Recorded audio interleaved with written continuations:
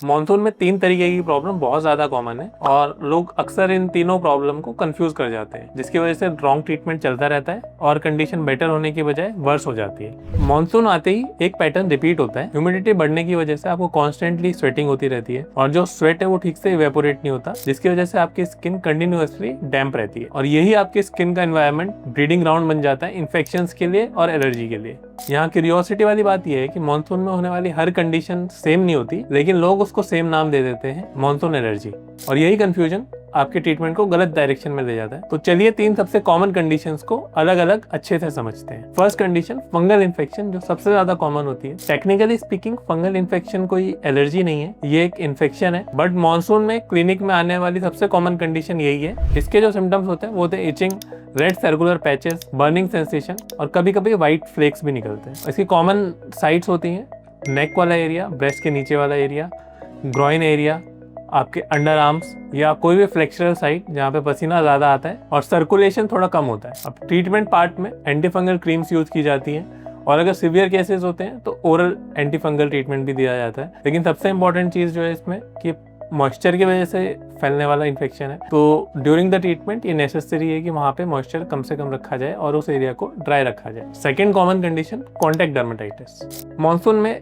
Wait footwears, wet clothes, contaminated rain water की वजह से आपको कॉन्टैक्ट डर्मेटाइटिस की कंप्लेंट हो सकती है। ये बेसिकली कोई इरिटेंट या एलर्जन के अगेंस्ट आपके स्किन का रिस्पॉन्स होता है। सिम्टम्स इसके कॉमनली होते हैं redness, burning, etching and rashes. Treatment का फर्स्ट पार्ट होता है आपके ट्रिगर को आइडेंटिफाई करना, जैसे कि अगर फुटवेयर से अगर एलर्जी है तो फुटवेयर चेंज करना, और अगर किसी क्लोथ से एलर्जी है तो क्लोथ को चेंज करना। और इसके साथ साथ माइल्ड स्टेरॉइड क्रीम यूज की जा सकती है शॉर्ट टर्म के लिए, साथ ही साथ रेगुलर मॉइस्चराइजेशन, और अगर नीडेड हो तो एंटी एलर्जिक ड्रग्स भी दी जा सकती है। थर्ड कंडीशन अर्टिकेरिया यानी हाइव्स। कुछ लोगों में सडन टेम्परेचर चेंज या फिर इंक्रीज ह्यूमिडिटी की वजह से हाइव्स या व्हील्स निकल आते हैं। ये देखने में तो सडन लगता है, लेकिन यूजुअली अंडरलाइंग कंडीशन जो एनवायरनमेंट चेंज है वो है। इसके सिम्टम्स होते हैं इचिंग, रेज्ड बम्प्स, और जो सबसे स्पेसिफिक पार्ट है हाइव्स का वो है कि अपने आप आते हैं और अपने आप जाते हैं, कभी कुछ मिनट्स में, कभी आफ्टर सम आवर्स। ट्रीटमेंट में एंटीहिस्टामिनिक्स इफेक्टिव होते हैं। इन तीनों कंडीशन में जो असली प्रॉब्लम होती है वो डायग्नोसिस में कंफ्यूजन।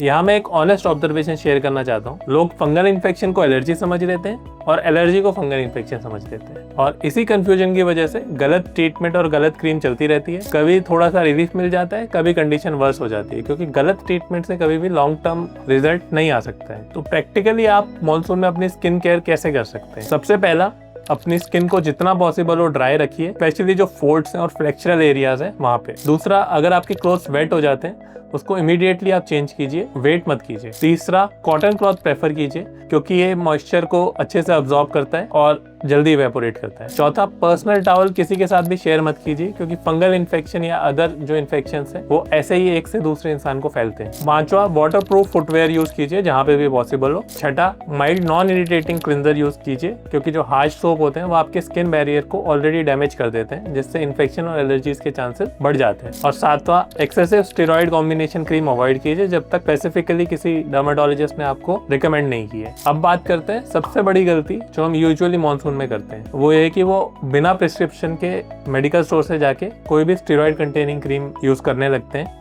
तो कब आपको डर्मेटोलॉजिस्ट को कंसल्ट करना चाहिए? अगर आपका रैश बढ़ रहा है, उसकी रेडनेस बढ़ रही है, इचिंग बहुत सीवियर होती जा रही है, या फिर आपके रैश में से पस आने लगता है, तो आपको इमीडिएटली डर्मेटोलॉजिस्ट को दिखाना चाहिए। और ये तीनों ही condition proper diagnosis, right treatment और एडिक्वेट प्रिवेंटिव केयर से कंट्रोल की जा सकती है बिना उन्हें हर साल होने दिए।